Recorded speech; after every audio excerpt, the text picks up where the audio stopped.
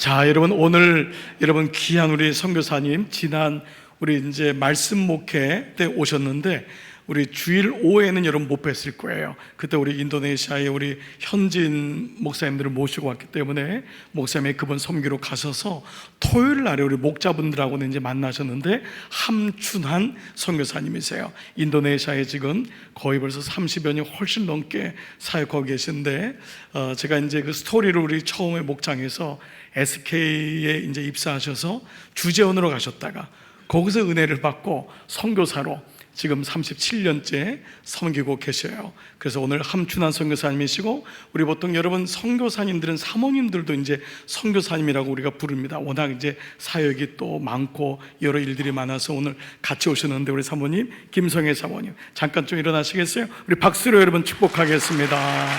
고맙습니다. 네, 자 여러분 여러분 목장에서 이제 기도하고 있죠? 네, 여러분 계속 여러분 기도하시면서 이제 그 11개 지역에서 한 곳을 여러분 이제 1순위, 2순위, 3순위로 정할 텐데, 오늘 함춘한 성교사를 통해서 생명의 강이란 제목으로 어떻게 인도네시아에 어떻게 선교사님의 콜링을 받으시고 이 모든 말씀이 여러분의 놀라운 도전의 말씀이 되시기를 축복합니다. 우리 선교사님 올라오실 때는 다른 목사님 올라올 때보다 2배의 박수로 환호성으로 우리 함께 축복하겠습니다. 우리 선교사님 올라오겠습니다.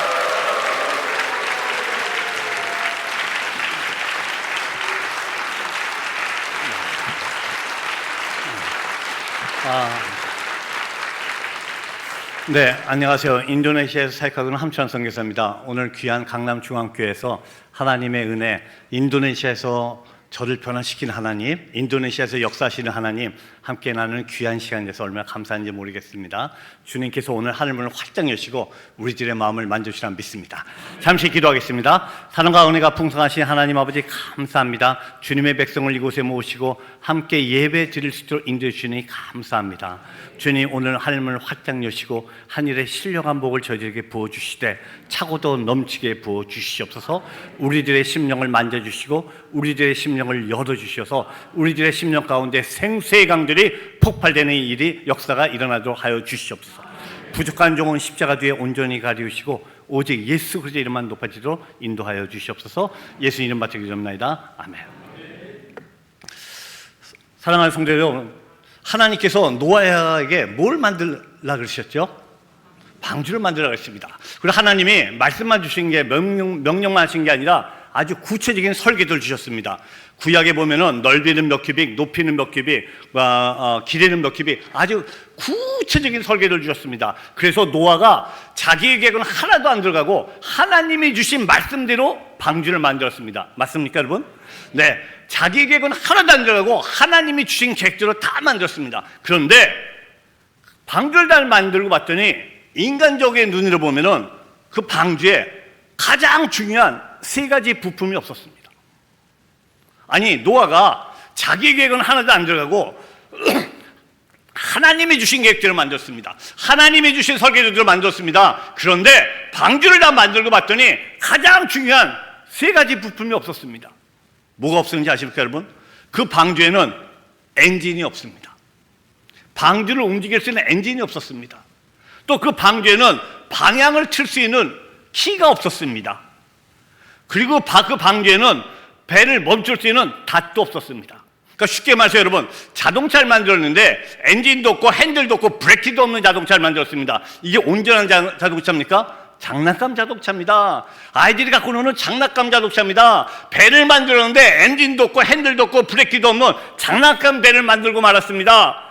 그런데 하나님은 놀랍게도 이 배를 통하여, 이 방주를 통하여 인류 역사의 구원의 역사를 시작하셨습니다. 우리 한번 다 같이 따라할까요? 테바. 조금 더 우리 크게 하실 수 있으시죠? 테바. 성경에 히브리어로 이 배 이름을 테바라 그러셨습니다. 근데 놀랍게도 테바라는 단어가 똑같은 단어가 구약에 또 한 번 나옵니다. 똑같은 단어가 또 한 번 나옵니다. 바로 모세의 갈대 상자입니다. 모세의 갈대 상자. 그 모세의 갈대 상자도 엔진도 없고 핸들도 없고 닷도 없는 그 모세의 갈대 상자, 하나님이 똑같은 같은 단어로 히브리어로 테바를 쓰셨습니다. 그리고 하나님은 그 갈대 상자를 통하여 이스라엘 백성, 하나님의 백성의 구원의 역사를 시작하셨습니다. 여러분, 이게 무엇을 말씀하십니까? 하나님은 저와 여러분을 통하여 하나님의 일을 하기 원하십니다. 그런데 우리가 우리 나름대로 엔진을 갖고 마음껏 달려가고, 우리 나름대로 핸들을 갖고 마음껏 방향을 바꾸고, 우리 마음대로 쓰기를 원하시는 것이 아니라, 우리 인생의 엔진도 하나님 앞에 올려드리고, 우리 인생의 핸들도 하나님 앞에 올려드리고, 우리 인생의 브레이크도 하나님 앞에 올려드리고, 하나님, 저는 어디로 움직일 방법이 없습니다. 어떻게 움직일지 모르겠습니다. 어디로 가야 될지도 모르겠습니다. 또 언제 멈춰야 될지도 모르겠습니다 하고 우리 인생을 테바로 하나님 앞에 드릴 때, 하나님께서 저와 여러분을 통해서 하나님이 일하시라 믿습니다. 오늘 우리 강남중앙교회가 하나님이 기뻐하시는 테바가 되리라 믿습니다. 하나님 앞에 우리의 엔진과 우리의 핸들과 우리의 브레이크를 하나님 앞에 올려줘서 우리 강남중앙교회가 하나님의 테바가 돼서 하나님이 마음껏 쓰시는 교회가 되리라 믿습니다. 그 하나님이 이스라엘 백성에게 나타나셨습니다. 에스겔 47장은 이스라엘 백성이 바벨론에 끌려가서 25년 동안 포로 생활을 하고 있을 때입니다. 여러분 한번 상상을 해보십시오. 자기 나라도 아니고 남의 나라 가서 25년 동안 포로 생활을 하고 있었습니다. 이스라엘 백성들 마음에 희망이 있을까요? 글쎄요, 맨 처음에 그들이 기도했을 겁니다. 처음 5년 6년 주님 앞에 기도했을 거예요. 하나님, 우리 좀 살려주세요. 우리가 이곳에 와서 포로 생활하고 있어요. 우리 좀 구해주세요. 하나님 아무런 응답이 없으셨습니다. 10년이 지나갔습니다. 20년이 지나갔습니다. 제 생각에 이스라엘 백성이 이렇게 생각했을 것 같아요. 신은 하나님이 우리를 버렸다. 아니야, 처음부터 하나님은 안 계셨어. 하나님은 안 계셨어. 하나님은 우리를 버렸어. 그들 가운데 완전히 절망 가운데 빠졌습니다. 25년 하나님 아무런 응답도 없었습니다. 그런데 하나님이 25년 만에 에스겔 선지자에게 나타나서 에스겔서 47장 1절부터 12절의 말씀을 주셨습니다. 사랑하는 성도 여러분, 우리가 때때로 신앙생활 하다가 여러분 이렇게 혹시 답답해 본 적 없으셨어요? 하나님, 어떻게 기도에 이렇게 응답을 안 해주세요? 하나님 정말 내 기도 듣고 계세요? 하나님 정말 살아계십니까? 어떻게 이렇게 기도 응답을 안 해주십니까? 답답해 보신 적 없으십니까? 저도 있었습니다. 그런데 사랑하는 성도 여러분, 그 어떠한 때도 우리 하나님은 한 번도 우리를 떠나신 적이 없음을 믿으시기 바랍니다. 그 하나님, 신실하신 하나님, 25년 동안 아무런 반응이 없었던 하나님이 에스겔 선지자에 나타나서 오늘 에스겔서 47장 1절부터 12절 말씀을 주셨습니다.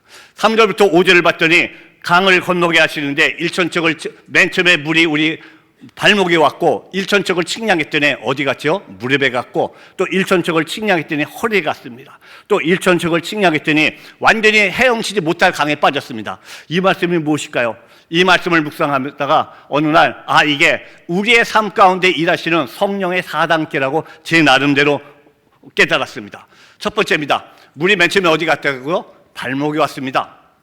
성령이 우리 발목을 적시되는 것입니다. 이것은 저와 여러분이 하나님을 영접하고 주님의 백성이 될 때 거듭났다는 것입니다. 우리 고린도후서 5장 10절 다 같이 읽겠습니다. 시작. 그런즉 누구든지 그리스도 안에 있으면 새로운 피조물이라 이전 것은 지나갔으니 보라 새 것이 되었도다. 고린도후서 5장 10절에 누구든지 그리스도 안에 있으면 새로운 피조물이라 이전 것은 지나갔으니 보라 새 것이 되었다고 말씀하셨습니다. 저와 여러분이 하나님을 영접했고 하나님을 아버지로 부를 수 있다는 말씀입니다. 어느 누구도 성령이 아니고서는 우리가 하나님을 아버지라고 부를 수 없다고 말씀하셨는데, 내가 여러분들이 하나님을 아버지로 부를 수 있다는 것은 성령의 강물이 우리 발목을 적시다는 것입니다. 사랑하는 성도 여러분, 여러분들은 하나님을 어떻게 만나셨나요? 여러분이 하나님을 막 찾아가서 만나셨습니까? 여러분이 하나님이 누군가 막 찾아갔더니 하나님을 만났습니까? 저는 아니라고 생각합니다. 세상에 많은 종교가 있습니다. 세상에 수많은 종교가 있는데 그 수많은 종교와 기독교의 차이점은 무엇일까요? 저는 이렇게 생각합니다. 세상의 모든 종교, 불교, 힌두교, 그 다음에 이슬람, 공주즘, 세상의 모든 종교는 인간이 신을 고행을 하면서 수행을 하면서 신을 찾아갑니다. 인간이 수행을 찾아서 고행을 통해서 신이 누군가 신을 찾아갑니다. 그런데 기독교는 정반대였습니다. 로마서에 우리가 아직 죄인되었을 때 예수 그리스도가 십자가에 못 박혀 죽음으로써 하나님이 우리에게 대한 자기의 사랑을 확정하셨다고 말씀하셨습니다. 세상의 모든 종교는 인간이 신을 쫓아갔는데 기독교는 만왕의 그분이 우리가 아직 죄인 됐을 때, 우리가 아직 주의 됐을 때 먼저 오셔서 우리를 만나 주셨습니다. 전 이게 기독교라고 생각합니다. 우리가 하나님을 찾아간 것이 아니요, 하나님이 우리가 죄인 됐을 때 오셔서 저를 만나 주셨습니다. 잠시 제 간증을 하겠습니다. 저는 기독교 집안에서 3남매 중에 장남으로 태어났습니다. 어머니, 할머니 교회 정말 열심히 다니는 권사님이셨습니다. 어려서부터 할머니 손에 붙잡혀서 교회에 끌려가기 시작했습니다.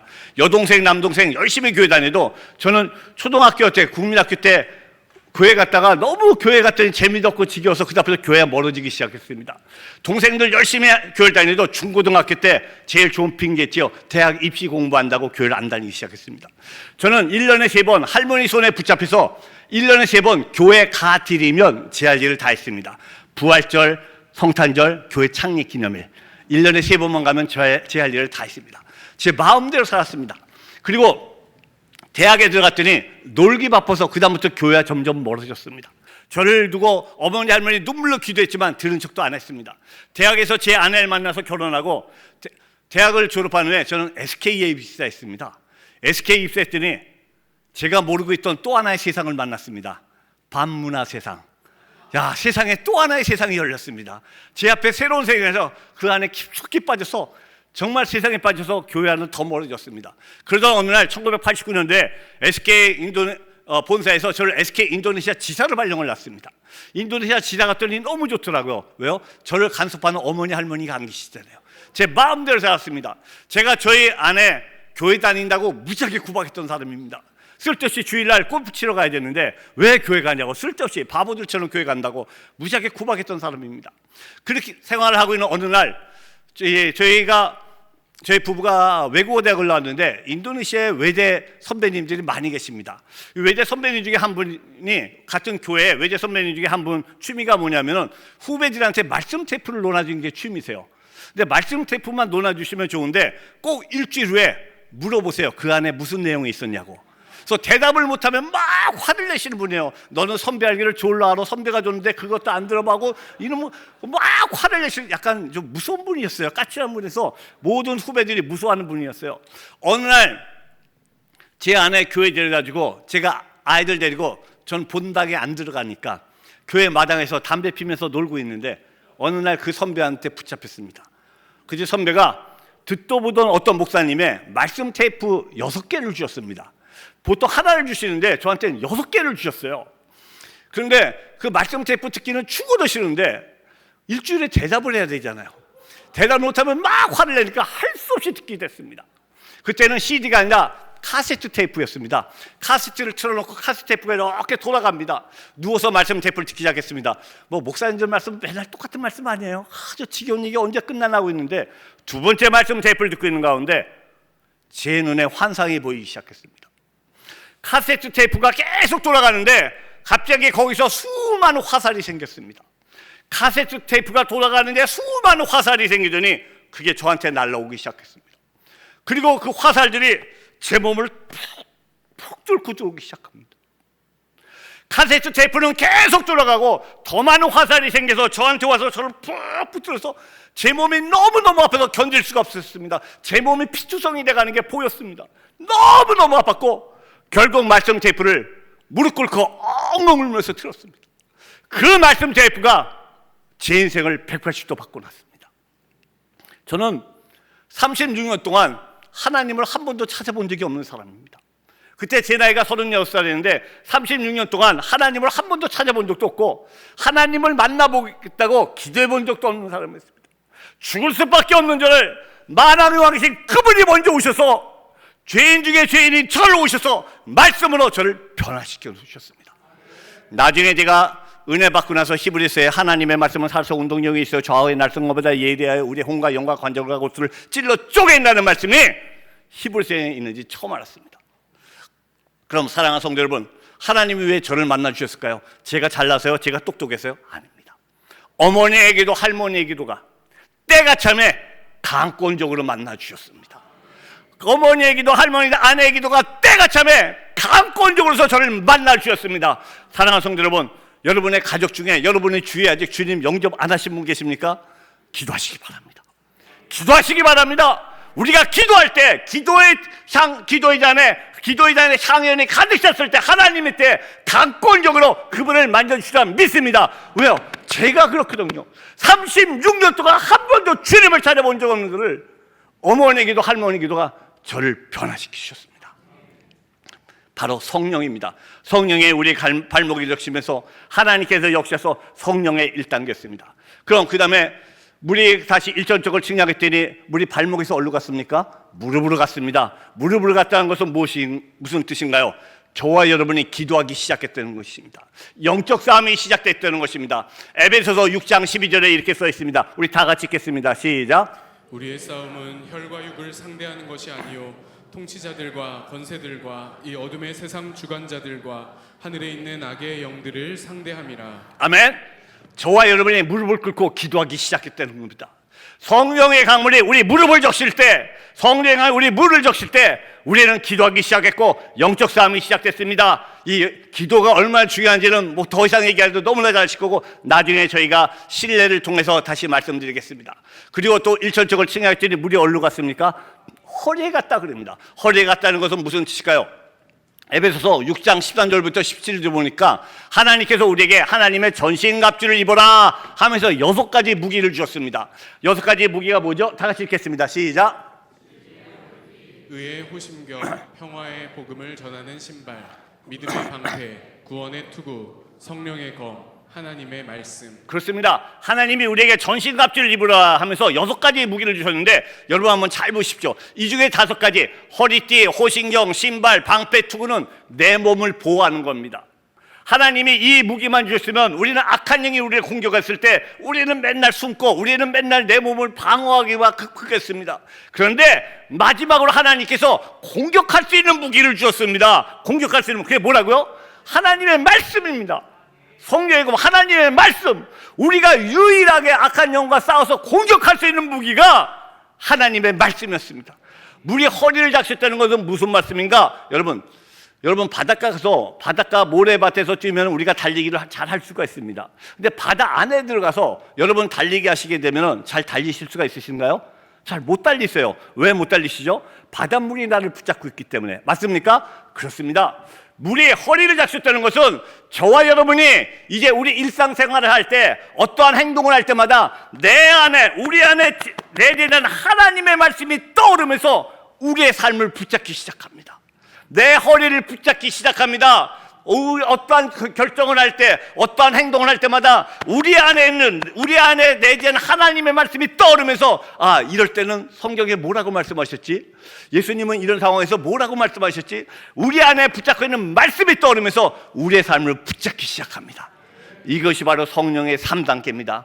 성령의 강물이 우리 허리를 잡으면서 말씀이 우리의 생활을 주장하고 우리의 생활을 인도하기 시작할 때 성령의 3단계라고 생각합니다. 그럼 마지막으로 성령의 4단계가 뭐죠? 완전히 헤엄치지 못할 강으로 빠졌다 그랬습니다. 완전히 물에 빠져서 물에서 헤엄치지 못할 강의 안에 있다 그랬습니다. 우리 요한복음 15장 7절 읽겠습니다. 시작. 너희가 내 안에 거하고 내 말이 너희 안에 거하면 무엇이든지 원하는 대로 구하라. 그리하면 이루리라. 무엇이든지 원하는 대로 구하라. 그러면 이루리라. 얼마나 좋은 말씀입니까? 정말 할렐루야죠. 무엇이든지 원하는 대로 구하라. 그러면 이루리라. 너무나 감사한데 조건이 2개가 있습니다. 뭐라고요? 너희가 내 안에 거하고 내 말이 너희 안에 거하면 하나님의 성령 안에 완전히 거할 때 우리가 무엇이든지 원하는 대로 구할 때 하나님이 이루어주시라고 요한복음은 이야기하고 있습니다. 사랑하는 성도 여러분, 세상에 수많은 새가 있습니다. 수많은 새 중에 가장 멀리 날고 오래 나는 새가 어떤 새일까요? 우리 이 지구상에 수많은 새 종류가 있는데 어떤 새가 가장 멀리 날고 오래 날까요? 독수리, 솔개, 여러 가지 새를 말씀하시는데 저는 오늘 알바트로스라는 새를 소개하고 싶습니다. 알바트로스라는 새가 있는데 이 새는 15일 동안 한 번도 안 쉬고 날아간다 그럽니다. 15일 동안 한 번도 안 쉬고 날아가고 1년에 지구를 7바퀴를 돌 수 있다 그럽니다. 그래서 조류학자들이 연구를 하기 시작했습니다. 도대체 이 새는 어떻게 이렇게 멀리 날고 오래 날 수 있을까? 이 새의 특징은 날개가 3m, 4m, 날개가 굉장히 큽니다. 그 땅에서는 날개를 딱 젓고 뒤뚱뒤뚱 이렇게 걷기 때문에 사람들한테 너무 쉽게 붙잡힌대요. 그래서 이 새의 별명이 바보새입니다. 사람들한테 너무 쉽게 붙잡혀서. 근데 이 새는 뒤뚱 거리면서 언덕 위로 올라가서 자기가 원하는 바람을 기다린다 그럽니다. 그리고 자기가 원하는 바람이 왔으면 그 바람에 올라타서 날개를 쭉 펴고 세상의 모든 새는 자기가 열심히 날개질하면서 플라잉을 하는데, 세상의 모든 새는 날개짓을 하면서 플라잉, 날아가는데, 이 알바트로스라는 새는 날개를 쫙 펴고 날개를 움직이지 않고 거기서 글라이딩을 한다 그럽니다. 날개짓하면서 플라잉 하는 것이 아니라 날개를 펴고 글라이딩을 하면서 힘을 하나도 안 들이고 그 위에서 안식한다 그럽니다. 그렇기 때문에 15일 동안 쉬지 날아갈 수 있고 1년에 지구를 7바퀴 돌 수 있다 그럽니다. 사랑하는 성도 여러분, 저는 이것이 성령이 이끄는 삶이라고 생각합니다.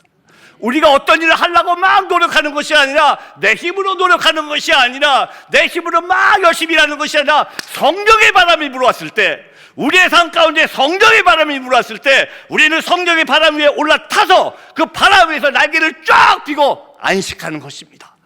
그럼 그 성령의 바람이 내가 원하는 것이 아니라 하나님이 원하는 그 목적지로 저와 여러분을 데려주리라 믿습니다. 여러분, 이것이 성령의 4단계, 성령 안에서 안식하는 삶입니다. 여러분은 지금 몇 단계 계십니까? 1단계, 2단계, 3단계, 4단계? 저는 모든 분들이 4단계까지 올라오시기를 간절히 축원합니다. 우리 예수님은 말씀하셨습니다. 너의 믿음이 초등학교 그 학문에 있는 것을 원치 않고 모든 우리의 믿음이 그리스도의 장성한 분량까지 이르길 원한다고 성경은 이야기했습니다. 저와 여러분이 성령의 4단계, 완전히 성령의 강물에 빠져서 그 성령의 강물에서 안식하는 저와 여러분 되기 바랍니다. 이것은 매우 중요합니다. 매우 중요합니다. 왜 성령의 강물 속에 안식감을 있어야 되는가? 그 이유가 바로 오늘 읽은 5절부터 12절까지에 나옵니다. 여러분, 이 물이 어디로 들어가기 시작했습니까? 이 물이 아라바로 흘러 들어갔습니다. 엔게디에서 에나그라임까지 들어갔습니다. 동쪽으로 들어가기 시작했습니다. 여러분, 엔게디와 에나그라임이 어디입니까? 여러분, 사해바다 아시죠? 사해바다의 서쪽 끝과 동쪽 끝이 엔게디와 에나그라임입니다. 이 물이 아라바, 죽은 바다, 사해바다로 흘러 들어가기 시작했습니다. 엔게디, 에나그라임까지 죽은 바다로 들어갔습니다. 그랬더니 죽은 바다, 그 생명이 없는 바다에 생수의 강들이 흘러 들어갔더니 어떻게 됐다고요? 물고기가 살아나기 시작했습니다. 그곳에 어부가 생기기 시작했습니다. 나무들이 자라나기 시작했습니다. 그 나무들이 약재료가 되면서 많은 사람들에게 약을 준다고 성경은 이야기하겠습니다. 여러분, 죽었던 바다가 사해바다, 바다는 바다인데 생명이 없는 바다, 사해바다, 죽은 바다에 생수의 강들이 흘러들어갔더니 죽었던 바다가 되살았습니다. 저는 이걸 보고 깨달았습니다. 사랑하는 성도 여러분, 크리스찬들의 특징은 어떤 사람을 크리스찬이라 그럽니까? 크리스찬들의 특징은 어떤 사람일까요? 착한 사람, 선한 사람, 남을 잘 도와주는 사람, 옳은 일을 많이 하는 사람. 물론 그것도 크리스찬들의 한 특징이 맞습니다. 그런데 저와 여러분이 거기서 만족한다 그러면 다른 종교와 차이점이 하나도 없습니다. 세상의 모든 종교가 어려운 사람을 도와주고, 고아를 도와주고, 과부를 도와주고, 불의를 돕고, 남을 도와주라고 모든 종교가 똑같이 가르칩니다. 그런데 크리스찬들이, 기독교인들이 거기서 만족한다면 다른 종교의 차이점이 뭐가 있습니까? 그런데 오늘 말씀을 통해서 깨달았습니다. 기독교인들의 특징은, 기독교인들은 어떤 사람이냐? 남을 도와주고 남을 착한 사람, 여기에서 만족하는 것이 아니라 우리 안에 있는 생명을 나눠줌으로써 죽었던 영혼들을 살리는 사람. 저는 이게 크리스찬이라고 생각합니다. 사랑하는 성도 여러분, 저와 여러분의 가슴 속에는 예수 그리스도의 심장이 뛰고 있습니다. 믿으십니까? 이 땅에 오셔서 만왕의 그분이 이 땅에서 죽으시고 그분이 생명을 저와 여러분에게 주셨습니다. 저와 여러분의 가슴 속에는 예수 그리스도의 심장이 뛰고 있습니다. 저와 여러분의 가슴 속에 예수 그리스도의 뜨거운 심장이 뛰고 있습니다. 크리스찬들은 불의 유토끼 하는 사람이 아니라, 착한 사람이 아니라 내 안에 있는 생명을 흘려보내서 죽었던 사람을 살리는 것, 죽었던 영혼들을 살리는 것, 사람을 살리는 것이, 영혼을 살리는 것이 크리스찬이라고 생각합니다. 교회는 친목단체가 아닙니다. 교회는 우리 모여서 친목단체가 아닙니다. 교회는 생명을 살리는 곳이라 믿습니다. 왜? 이것은 크리스찬, 세상에 어떠한 종교나 크리스찬만이 할 수 있는 특권입니다. 저와 여러분만이 할 수 있는 특권입니다. 세상에 어떠한 종교도 신이 죽고 생명을 줬다는 종교가 없습니다. 오직 기독교만이 신이 죽고 생명을 줬다고 말씀하십니다. 크리스찬들은 불이 돋게 하는 데서 만족하는 사람이 아니라 생명을 살리는 사람이라는 걸 믿으시기 바랍니다. 저와 여러분은 생명을 살릴 수 있는 특권을 주셨습니다. 죽었던 영혼들을 살 수 있는 특권을 주셨습니다. 제가 순바섬에 대해서 잠시 얘기하겠습니다. 저희는 인도네시아 순바섬이라는 곳을 사역하고 있습니다.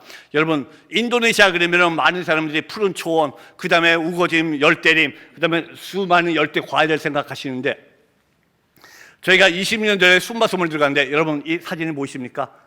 땅은 땅인데 사해바다 같은 땅입니다. 죽어있는 땅입니다. 아무 생명이 없는 땅입니다. 땅이 다 메말라서 아프리카 사막처럼 완전히 죽어있는 땅이었습니다. 저희가 20년 전에 들어갔을 때 저희가 한 가정을 방문했습니다. 한 집을 방문했더니 그 집안에 시신을 4군을 모시고 있더라고요. 집안에 시신을 4군을 모시고 같이 살고 있었습니다. 시신이 하루 이틀 된 것도 아니고 11년, 6년, 5년, 3년 시신을 집에다 놓고 같이 생활하면서 시신들에게 밥을 갖다 주고 공양하시는 분들이에요. 영혼은 사람은 사람인데 사해바다처럼 죽어있는 바다, 아무 생명이 없는 바다였습니다. 심지어 저희가 이 마을에 있다가 한 마을에 있는 가운데 마침 장례식이 있었습니다. 장례식 중간에 살아있는 말을 붙잡으더니 큰 칼로 말을 난도질해서 죽입니다. 말이 쓰러졌더니 말 옆구리를 열고 말 옆에서 말 심장을 꺼낸 후에 죽은 사람 관 위에 갖다 놓습니다. 그래서 제가 물어봤습니다. 왜 이런 일을 하십니까? 그분들 대담에 죽은 영혼 혼자 저승길 가려면 얼마나 외롭겠습니까? 저승길 가는데 친구해주기 위해서 동물을 죽인답니다. 그래서 부자는 동물을 많이 죽이고 가난한 사람은 새래도 한 마리 죽여서 친구를 해준다 그럽니다. 아직 복음을 한 번도 들어보지 못하고 사람은 사람인데 죽어있는 사람들, 영원히 죽어있는 사람들, 사해바 같은 사람들, 그런 분들이었습니다. 저희가 사역하고 있는 순바섬에 사역하고 있는 사역지의 85%가 여러분 21세기에 지금 아직도 전기가 없습니다. 아직도 전기가 들어오지 않습니다. 아직도 인터넷이 안 됩니다. 아직도 전기도 없고 인터넷도 없는 그런 곳에서 살고 있습니다. 전화도 되지가 않습니다. 심지어 여러분 산에 보이십니까? 자동차가 들어가지 못해서 이런 산을 걸어 다니기 시작했습니다. 가까운 곳은 3시간, 4시간, 먼 곳은 왕복 7시간을 걸어갔다 옵니다. 왜? 생수를 흘려보내기 위해서. 죽어있던 영혼들에게, 사해바다 같은 영혼들, 아직도 복음을 한 번도 듣지 못하고 조상대대로 나오고, 이분들은 조상대대로 내려오는 정령신앙에 살고 있었는데 그 정령신앙에 살고 있는 사람에게 생수의 강들을 흘려보내기 위해서 3시간, 4시간, 7시간을 걸어다니면서 그들에게 생수의 강들을 흘려보내기 시작했습니다. 저희가 들어가서 20년 전에 사역을 시작하다가 이분들이 원하는 게 있었습니다. 평생에 한번 의사를 한 번만이라도 만나보게 달라는 거예요. 평생 병원을 가본 적이 없는 분들이었습니다. 의사를 한 번만 만나보게 달라고 해서 한국에 있는 한 교회를 섭외했습니다. 그래서 한 13년 전에 그 교회에서 처음으로 의료 선교팀 60명이 왔습니다. 순바섬을 가려고 그러면은 비행기가 여러분들이 잘 아시는 발리까지 와서 발리에서 로컬 비행기를 타고 가야 됩니다. 발리까지 와서 제가 로컬 비행기를 타고 해서 비행기를 체크인했더니 60명이 갑자기 항공회사가 오늘 비행기가 고장났답니다. 그렇다고 오늘 쉬었다가 내일 다시 오래 비행기 지금 수리 중이라고. 알겠습니다. 그때는 일주일에 3번밖에 비행기가 없었고 프로펠러 비행기밖에 없었습니다. 그래서 일주일을 잘 놀고 그 다음날 갔더니 갑자기 이분들이 너무나 미안한데 우리 모든 60명 명단이 오늘 비행기 아니라 다음 주 걸로 옮겼답니다. 그래서 무슨 얘기냐, 너희들이 오늘 오라 그랬는데 근데 자기네들은 모르겠대요. 무조건 다음 주 일주일을 또 기다리라 그럽니다. 그런데 한국에서 의사분들이 병원에 일주일 휴가를 내고 오셨습니다. 일주일 휴가 내고 오셔서 기다릴 방법이 없었지요. 그래서 60명의 발리 인터내셔널 공항에서 무릎 꿇고 엉엉 울면서 기도했습니다. 하나님, 우리가 순바섬을 가야 되는데 비행기가 없습니다. 하나님, 길을 열어서 기도하고 있었습니다. 여러분 한번 상상을 해보세요. 60명 외국인이 인터내셔널 공항에서 무릎 꿇고 무슨 말인지도 모르는데 뭐라고 막 하면서 막 울고 있으니까 얼마나 신기합니까? 인도네시아 분들이 웅성웅성 막 모이기 시작했습니다. 그때 마침 발리 공항 관제탑 사령관이 퇴근을 하다 저희를 봤습니다. 그래서 무슨 일이냐고. 그래서 제가 설명을 했더니 이분이 저한테 이렇게 얘기하더라고. 리탐, 갈 수 있는 방법이 한 가지가 있답니다. 그래서 제가 얼마나 감사합니까? 무슨 일입니까? 어떻게 갈 수 있습니까? 했더니 이분이 비행기 한 대를 전세 내랍니다. 무슨 말인지 아시겠습니까? 비행기 한 대를 전세 내면 비행기를 띄워주겠대요. 그래서 제가 물어봤습니다. 비행기 한 대 전세 내는데 돈이 얼마 듭니까? 그분이 13년 전입니다. US 달러, 루피 아니고 US 달러 5만 불을 캐시 인 어드밴스 페이 하면은 비행기를 띄워주겠대요. US 달러 5만 불을 캐시 인 어드밴스 페이면 비행기를 띄워주시겠대요. 그 말 듣고 여러분 지금도 5만 불이 엄청난 돈인데 그 5만 불을 어디 가서 구합니까? 돈을 구할 방법도 없고 후불이면 어떻게 보이는데 어디 가서 선불, 캐시인 어드밴스 페이 어떻게 선불을 합니까? 방법이 없었습니다. 팀을 모아놓고 제가 얘기했습니다. 우리 도저히 순바섬 갈 방법이 없습니다. 순바섬을 포기합시다 하고 이야기하는 순간 제 아내가 옆에서 막 기도하다가 저를 툭툭툭 치더니 여보 막 그러더니 지금 당장 우리 자동차 팔어 있는 거 다 팔어 그리고 우리 가야 돼. 갑자기 저한테 이렇게 얘기를 합니다. 제가 깜짝 놀라서 제 아내한테 물어봤어요. 아니 내가 좀 알아듣게 설명을 해봐. 무슨 얘기야? 아내가 저한테 이렇게 얘기합니다. 내가 지금 기도하고 있는데 하나님이 지금 나한테 물어보셔. 내가 지금 기도하고 있는데 하나님이 나한테 물어보시는데 뭐라고 물으시냐면은 너희가 돈을 사랑하냐 영혼을 사랑하냐 물으시오. 하나님이 지금 나한테 너희가 돈을 사랑하냐 영혼을 사랑하냐 물으셔. 그냥 우리 있는 거 다 팔어 그리고 가. 그날 정신이 바짝 들었고 그날 저녁에 또 하나님이 일하셔서 기적이 벌어졌습니다. 그 다음날 5만 불을 돈을 빌려왔습니다. 그리고 입금을 시켰더니 100명 타는 빈 비행기가 저희를 타고 순바섬까지 가기 시작했습니다. 여러분 인도네시아 미난게 전세기를 탔더니 우리밖에 없지 않습니까? 60명이 주여 막 기도하면서 들어갑니다. 그런데 막상 목사고 선교사인 제가 맨 뒤에 앉아서 계산하기 시작했습니다. 제가 원래 SK 종합상사 출신 아닙니까? 계산을 해봤더니 이건 미친 짓이더라고요. 10분마다 5,000불을 버려요. 10분마다 돈 5,000불을 막 뿌리고 가는 겁니다. 비행기가 라운드 티켓도 아니고 원웨이로 10분마다 5,000불을 버리가요. 앞에서는 주여 이제 저는 맨 뒤에 앉아갖고 내가 미쳤지. 아니 성교도 좀 이성적으로 해야지. 이건 아니야. 내년에 하면 되지. 이게 뭐야? 그리고는 순바섬에 도착했습니다.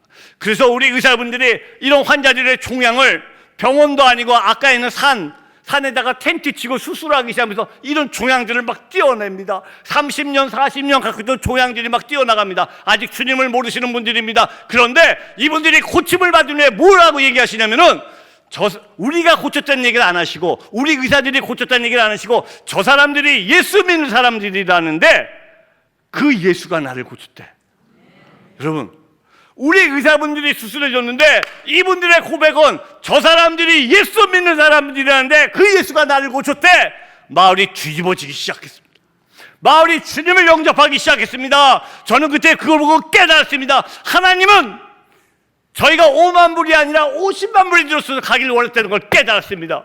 여러분 우리가 하나님의 일을 할 때 선교를 할 때 우리의 물질이 필요합니다. 우리의 시간이 필요합니다. 맞습니까? 그런데 그 한계 때문에 그걸 이상적으로 세상적인 방법으로 계산해서 그 한계 때문에 그걸 뛰어넘지 못하지 마시고 영혼을 사랑하는 하나님의 마음을 먼저 품으시기 바랍니다. 하나님이 저처럼 계산하시는 분이었으면 하나밖에 없는 아들이 죽으러 가는 걸 뻔히 알면서도 보내셨겠습니까? 하나님은 저 여러분을 너무나 사랑하셔서 하나밖에 없는 아들이 죽으러 가는 걸 뻔히 알면서도 보내셨습니다.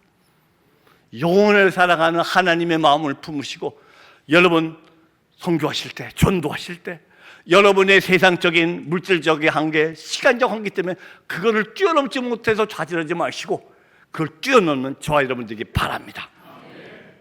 저희가 순바섬에서 중순바에 또 새로운 마을이 개척됐습니다. 그러던 가운데 중부순바에 있는 한 마을이 개척돼서 그때 그 마을에 이 죽었던 마을에 생수의 강들이 흘려보냈고 이분들이 주님을 영접하기 시작했습니다. 이때는 교회 건축할 돈도 없어서 여러분 보이십니까? 대나무로 울타리만 만들었습니다. 밑에는 아직 자갈바닥이고 위에 지붕도 다 뚫려있는 그곳에서 예배를 드리는 가운데 이분들 중에 7명이 세례를 받게 되는 세례를 주게 되었습니다. 그런데 이분들이 꼭 저한테 선교사님 꼭 침례를 받겠다는 거예요. 왜냐하면 제가 한 달 전에 33명 바닷가에 가서 침례해 줬다는 얘기를 듣고 자기네들도 꼭 침례를 받고 싶다는 겁니다. 근데 이거는 산 위에 있는 마을이다 보니까 물이 전혀 없는 마을이었습니다. 그래서 제가 아니 물이 전혀 없는데 뭔 수로 침례를 합니까? 그냥 일반 세례합시다 했더니 자기네들이 방법을 찾아내겠대요.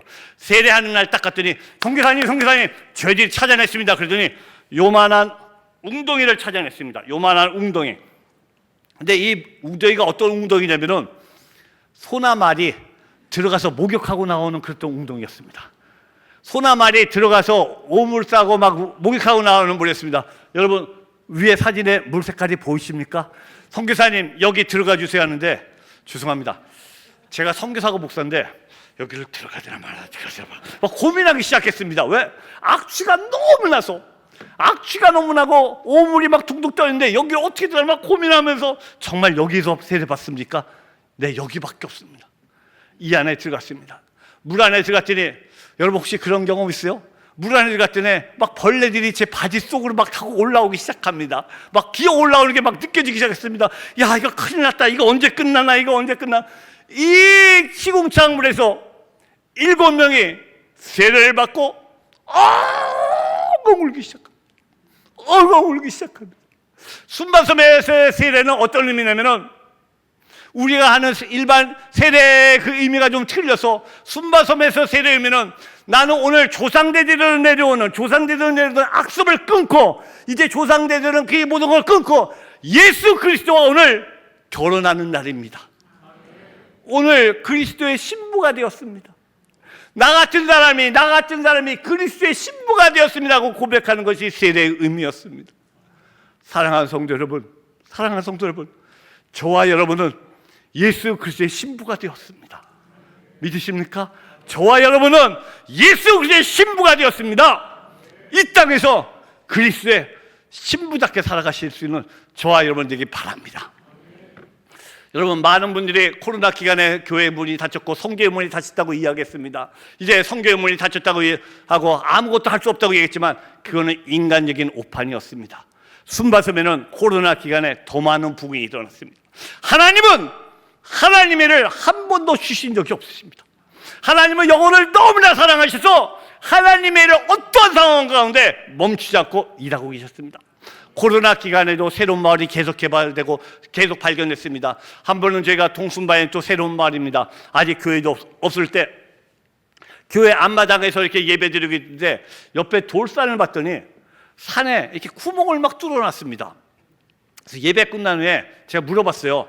아니 왜 산에다 이렇게 구멍을 뚫었습니까? 이건 뭡니까? 물었더니 이 순바섬에는 전반적으로 가장 부족한 것이 배고픔과 목마름입니다. 식량이 없어서 아이들이 하루에 한 끼 옥수수밥을 먹고 삽니다. 아이들의 평생 소원이 신쌀밥 배불리 먹어보는 것이 소원이고 그 다음에 목마름, 물이 없어서 물을 찾아서 헤매는 곳이 바로 순바섬입니다. 그 중에 한 마을이었습니다. 이분들이 식수가 전혀 없다 보니까 돌산에다가 구멍을 뚫었습니다. 구멍을 뚫었더니 돌산 안에 있는 이슬이 구멍 위에서 똑똑 떨어지기 시작합니다. 이걸 밤새도록 모아서 아침에 가서 플라스틱컵으로 한 잔 마시는 게 이들의 유일한 식수였습니다. 제가 그 모습을 보고 너무 가슴이 아파서 이렇게 물을 한 잔 물어주려고 너무너무 고생하시는 게 너무 가슴 아프네요. 그랬더니 이분들이 뭐라고 대답하시냐면 아니에요 선교사님. 하나님이 우리를 너무나 사랑하셔서 이렇게 물을 주셔서 감사하다고 하는 것입니다. 저는 그 말을 들으면서 제 삶을 한번 돌아보았습니다. 저는 평생 제가 살면서 수도꼭지 틀었는데 수도꼭지에서 물 나오는 거 보고 하나님 앞에 감사해 본 적이 한 번도 없었습니다. 혹시 여러분이 있으십니까? 수도꼭지 틀었는데 수도꼭지에서 물 나오는 걸 보고 하나님 물을 주셔서 감사합니다고 감사해 본 적 있으십니까? 저는 이분을 통해서 배웠습니다. 때때로 우리의 삶이, 저와 여러분은 도시에서 살고 있고 저와 여러분의 이 땅에서 가진 것이 너무나 많다 보니까, 우리의 삶이 너무나 풍요롭다 보니까 가장 중요한 하나님께 감사하는 마음을 잊어버리고 있다는 걸 깨달았습니다. 우리는 때때로 교회에서 하나님께 감사하십시오, 감사하십시오 그러면, 저도 그랬습니다. 감사할 제목들을 찾기 시작합니다. 요즘 우리가 감사할 게 뭐가 있지? 요즘 뭐 특별히 감사할 것도 없는데, 아니 뭘 감사해? 요즘 뭐 다 똑같은데 뭘 감사하지? 여러분, 오늘 여러분 이 자리에 있음을 감사하시기 바랍니다. 오늘 여러분 입을 벌여 찬양할 수 있음을 감사하시기 바랍니다. 오늘 입을 벌여 기도할 수 있음을 감사하시기 바랍니다. 하나님은 저희들에게 범사에 감사라고 말씀하셨지, 범사에 감사라고 말씀하셨지 큰 것에 감사라고 말씀하신 적이 없으십니다. 저와 여러분이 먼저 하나님께 감사를 회복하는 밤이 되었으면 좋겠습니다. 저희가 서순바에서 작년 초였습니다. 한 마을을 발견했습니다. 이 마을에 들어갔더니 이 마을은 영적으로 꽉 붙잡혀 있는 마을이었습니다. 어둠의 권세가 꽉 붙잡혀 있는 마을이었습니다. 그런 가운데 한 형제를 만났습니다. 이분은 악한 귀신에 들려서 악의 소리를 듣고 막 발광을 하고 막 난동을 부리셔서 마을 사람들이, 사진 보이세요? 왼쪽 다리에다가 큰 통나무로 족쇄를 채워서 이분을 조그만 방에다가, 대나무 방에다 가둬놨습니다. 무려 11년 동안. 여러분 상상이 되세요? 사람을 족쇄를 채워서 옆에 있는 방에 11년을 갇혔고, 이분이 어둠의 권세로 막 소리지면서 괴로워하고 있었습니다. 그 마을에 들어갔더니 너무너무 가슴이 아팠습니다. 기도하기 시작했습니다. 하나님, 이 마을을 붙잡고 있는 어둠의 권세가 끊어지고 은과 금은 없지만 우리 안에는 예수 그리스도가 이 안에 들어가서 진리가 너희를 자유롭게 하리라 하신 그 말씀이 이루게 달라고 기도하기 시작했습니다. 하나님이 일하기 시작했습니다. 저희가 기도한 지 3개월 만에 이분이 11년 만에 처음으로 선교사님, 내가 이제 이 주님을 만나고 싶습니다. 주님을 만나고 싶습니다. 여러분, 이분이 11년 만에 풀려나서 예수를 영접했습니다. 여러분, 얼굴을 한번 비교해 보세요. 예수를 모르고 있던 얼굴과 예수를 만난 후의 얼굴, 진리가 너희를 자유롭게 하리라. 여러분, 저는 이것이 선교라고 생각합니다. 선교는 불이 돋게 하는 것이 아니라, 착한이라는 것이 아니라, 우리 안에 있는, 내 안에 있는 생명을 생수의 강을 흘려버려서 죽었던 영혼들을 살리는 것, 죽은 영혼들이 말씀으로써 진리가 그들을 자유롭게 하도록 해주는 것, 이것이 선교라고 생각하고, 또한 이것이 저와 여러분이 해야 될 일이라고 생각합니다. 또한 여자분을 만났습니다. 바로 사주전입니다. 한국 오기 바로 4주 전, 이분도 악한 영에 붙잡혀갖고 돼지 가축우리에 갇혀 계셨는데 무려 20년을 갇혀 계셨어요. 여러분 상상이 되십니까? 20년을 악한 영에 붙잡혀서 괴로워하면서 돼지우리에 갇혀 계셨습니다. 하지만 어둠의 권세가 아무리 커도 우리 주님의 권세가 그들의 권세보다 크기 때문에 우리가 말씀으로써, 기도로써 그 악한 영의 고리를 끊어주었을 때 주님 앞에 나와서 주님을 영접하고 하나님의 자녀가 되는 역사가 일어났습니다. 하나 또 얘기하겠습니다. 저희가 순바소맨을 방문하다 보면 많은 아이들이 고통을 받고 있습니다. 그 중에 저희가 한 아이를 만났습니다. 이 아이는 태어나면서 오른쪽 다리가 완전히 휘어나면서 태어나서 7살 된 아이가 한 번도 걸어본 적이 없는 아이였습니다. 저희가 동순바 깊은 산속에 갔다가 이 아이를 발견했고, 아이가 너무너무 가슴 아파서 저희가 엑스레이를 찍어서 한국에 있는 아산병원에 보냈더니 아산 소아 정형외과 의사분이 선교사님 이 아이는 빨리 데리고 와서 수술하면 걸을 수 있는 확률이 50%가 넘습니다. 빨리 데리고 오세요. 얼마나 감사합니까? 그래서 이 아이를 한국에 데리고 오기 위해서 막 수속을 시작해서 여권을 만들려고 봤더니 이 아이가 산속 깊은 곳에 살고 있다 보니까 아이가 출생신고 자체가 안 돼 있습니다. 그래서 아이의 출생신고하려고 사무실 가서 동사무소 같은 데 가서 찾아봤더니 부모도 출생신고가 아무도 없습니다. 40년 전으로 들어가서 아버지 출생신고, 어머니 출생신고, 두 결혼신고, 아이 출생신고, 그리고 여권까지 만드는데 13개월이 돼도 여권이 나오지가 않았어. 결국 도지사를 찾아가서 사정했고 간신히 여권을 받았습니다. 여권을 받고 저희 부부가 너무 기뻐갖고 한국으로 오기 위해서 비자를 신청했더니 마침 그때가 코로나 기간이었습니다. 팬데믹 기간, 외무부에서 대사관에서 모든 비자 발급이 중지됐습니다. 어떠한 상황이든 비자를 줄 수 없습니다 하고 서둘다 반납받았습니다. 저희가 기도하면서 외무부에게 진정서를 계속 보냈습니다.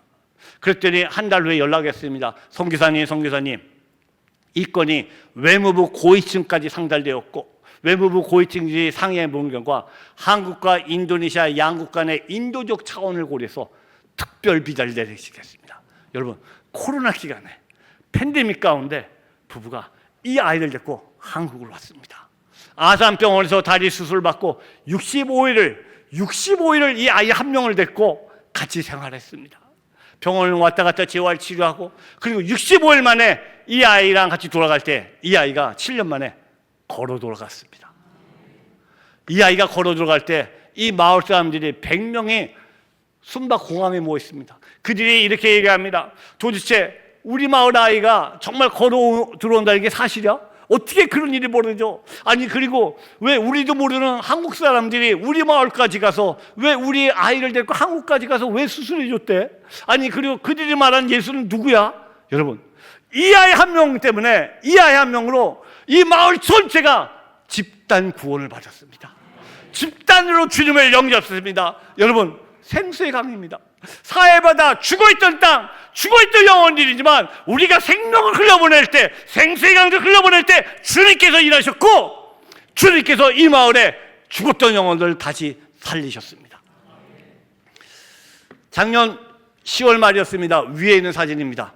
저희가 현재 20년 동안 사역하면서 52개 마을이 개척이 됐습니다. 그 중에 한 마을에서 사역하시던 우리 전도사님입니다.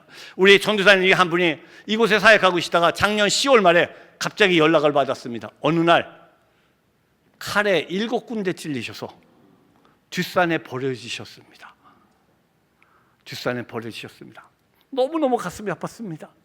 아마 이분이 아직도 복음에 안 들어간 마을에 전도를 하시다가 그분들과 무슨 조금 마찰이 있었던 것 같습니다. 근데 서순마 사람들이 워낙 성격이 거칠고 호전적이다 보니까 어느 날 칼에 7군데를 맞으셔갖고 뒷산에 버리셨고 순교를 하셨습니다. 저희가 가서 함께 예배드리고 위로 예배드리고, 제가 생각할 때 사모님과 세 자녀도 아무래도 마을 사람들이 해코지할 것 같아서 다른 곳으로, 안전한 곳으로 이동시켜 드리려고 다른 곳에 이주처를 마련해 놓고 옮겨가도록 제가 말씀드렸더니 사모님이 저한테 이렇게 얘기합니다. 선교사님, 이 땅에 제 남편의 피가 흐르고 있습니다. 제 남편의 피가 흐르는 곳을 두고 어떻게 딴 곳을 가겠습니까? 저는 이곳에 남아서 제 남편을 죽인 영혼들을 섬기겠습니다.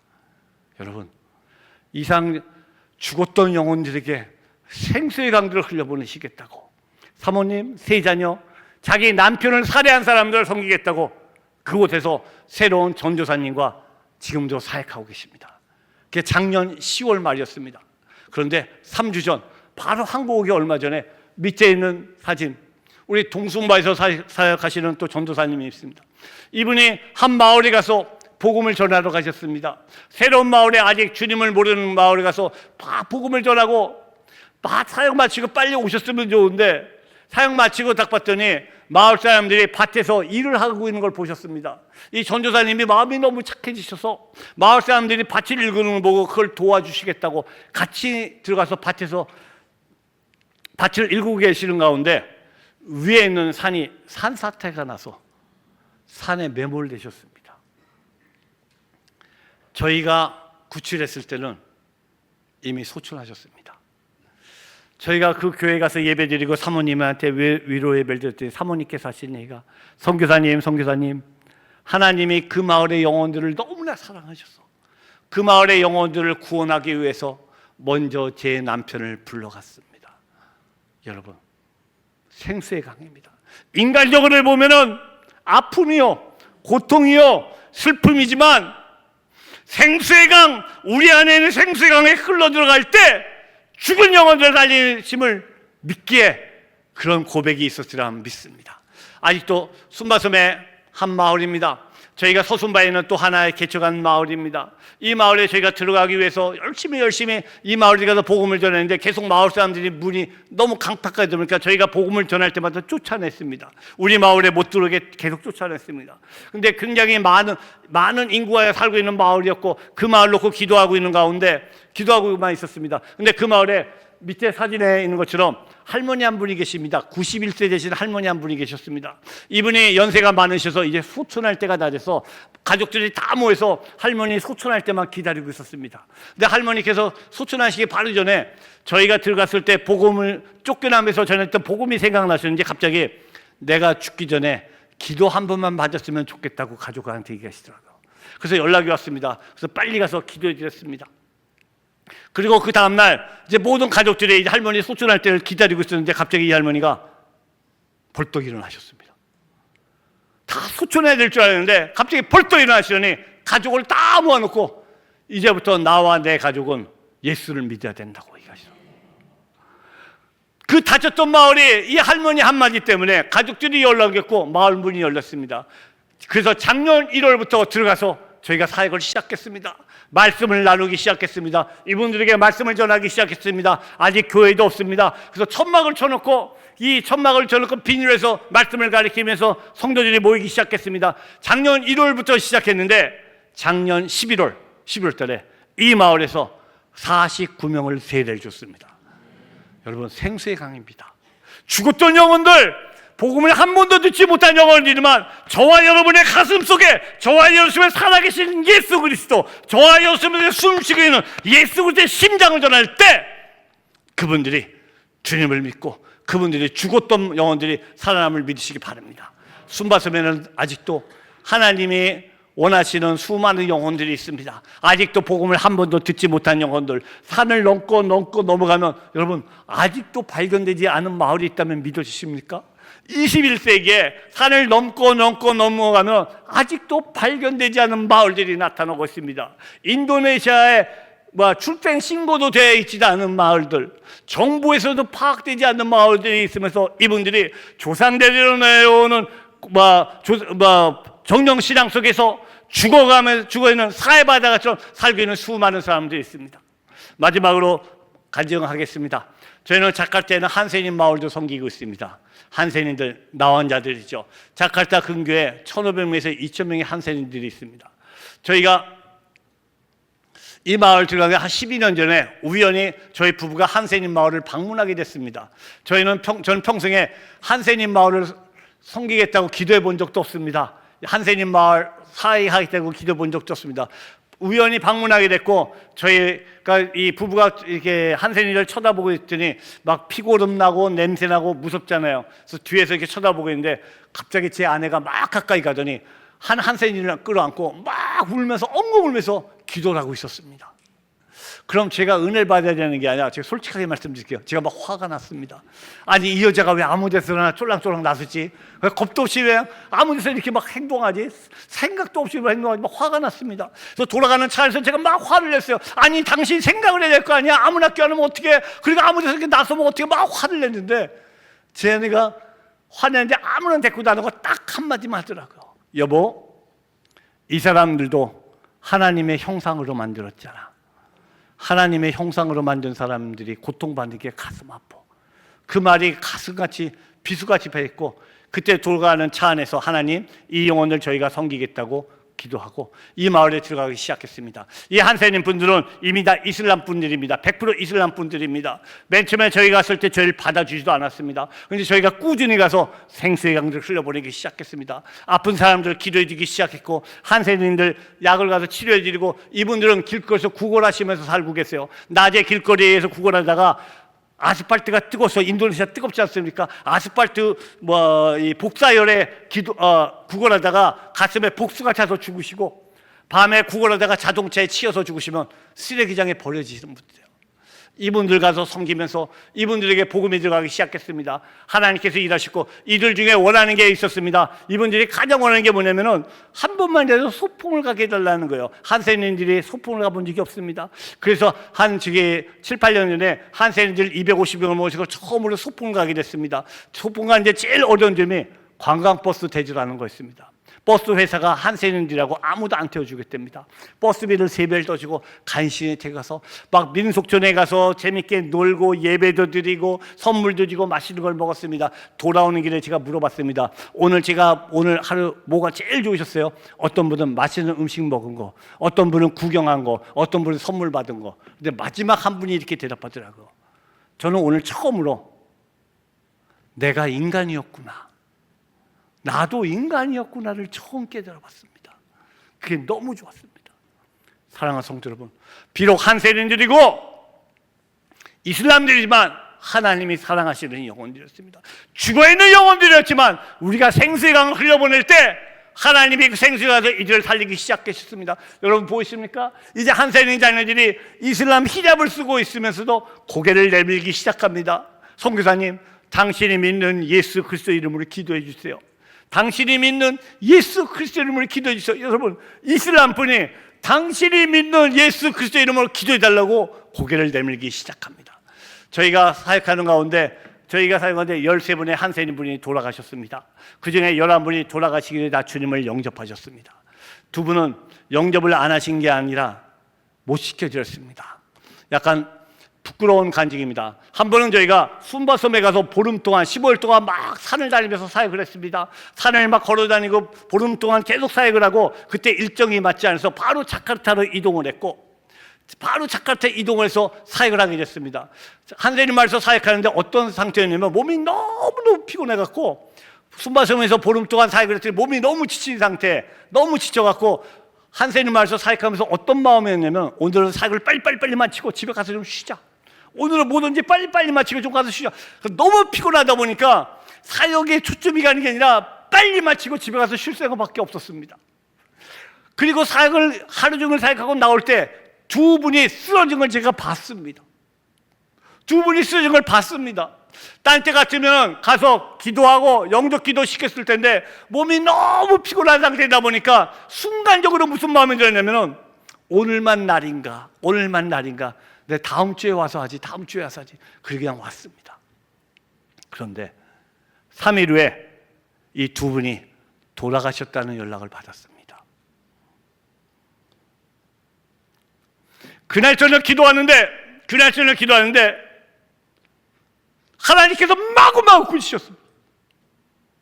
하나님께서 마구마구 꾸짖으시면서 이렇게 말씀해 주셨습니다. 네가 네 몸뚱아리 하나 편하려고 네가 게을러서 마지막 구원받을 수 있는 2 영혼을 네가 버렸다 하시더라. 네가 네 몸뚱아리 하나 편하려고 네가 게을러서 마지막 구원받을 수 있는 2 영혼을 네가 버렸다 하시더니 그 죄값을 네가 받아 하시더라. 그러면서 에스겔서 33장을 떠오르게 해주셨습니다. 나중에 읽어보세요. 에스겔서 33장을 읽어보시면은 마을에서 망루를 세웠습니다. 망루에 파수꾼을 세웠습니다. 파수꾼이 칼이 임함을 보고 나팔을 불어서 마을 사람들에게 경고를 줬음에도 불구하고 마을 사람들이 준비를 하지 않아서 마을 사람들이 전멸하면은 마을 사람들의 죄값이지만 칼이 임함을 보고 파수꾼이 나팔을 불지 않았고 그래서 경고를 주지 않았고 그래서 마을 사람들이 준비하지 못해서 마을 사람들이 전멸하면 누구 죄값이라고 하신 줄 아십니까? 파수꾼의 죄값이라고 말씀하셨습니다. 사랑하는 성도, 얼마나 무서운 말씀입니까? 사랑하는 성도 여러분, 저와 여러분은 하나님의 자녀가 되었습니다. 맞습니까? 그리고 하나님은 저와 여러분에게 파수꾼의 힘을 주셨습니다. 나팔을 불어라 하고 말씀하셨습니다. 그런데 내가 내 생활이 바쁘다고 나 하나 편하자고 우리 주에 있는 영혼들에게, 내 주에 있는 영혼들에게 나팔을 불지 않아서, 그들에게 복음을 전하지 않아서, 그들에게 말씀을 전하지 않아서 그들이 천멸한다면, 그들이 구원받지 못한다면 누구의 죄값이라고요? 저와 여러분의 죄값이라고 말씀하고 계십니다.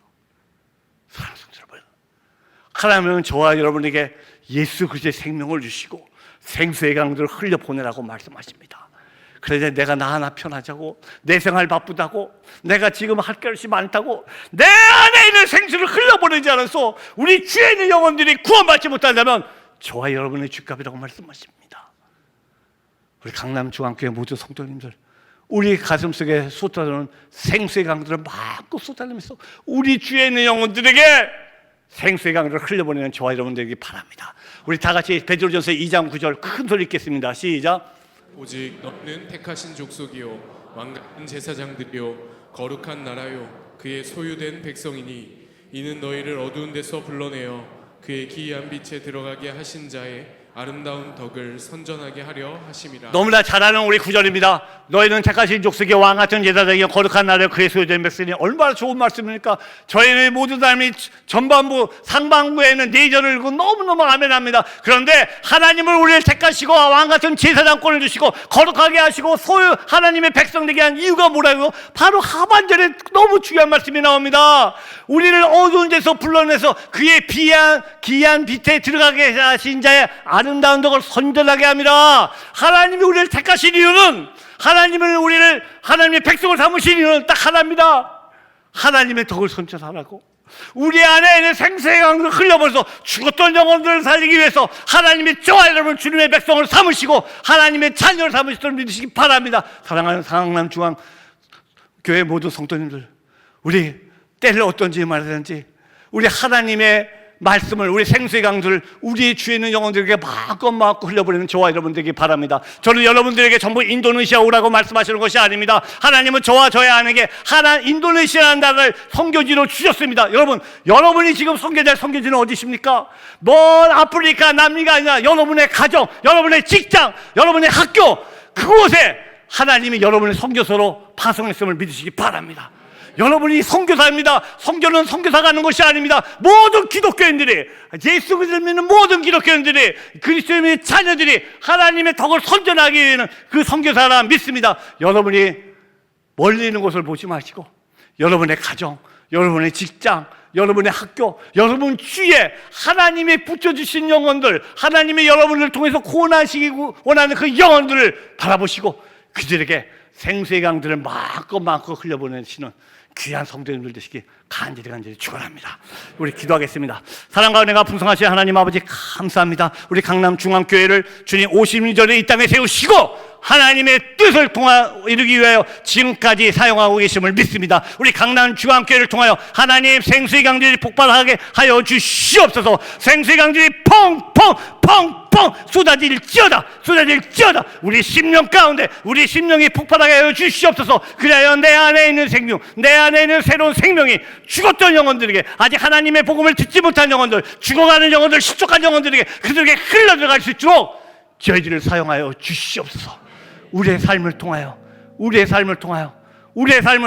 오직 예수 그리스도의 이름이 높아지게 해주시옵고 예수 그리스도의 생명을 마음껏 논아줄 수 있도록 주님 저희들을 사용하여 주시옵소서. 특별히 우리 강남중앙교회 이제 말씀 선교로 이제 문을 열었습니다.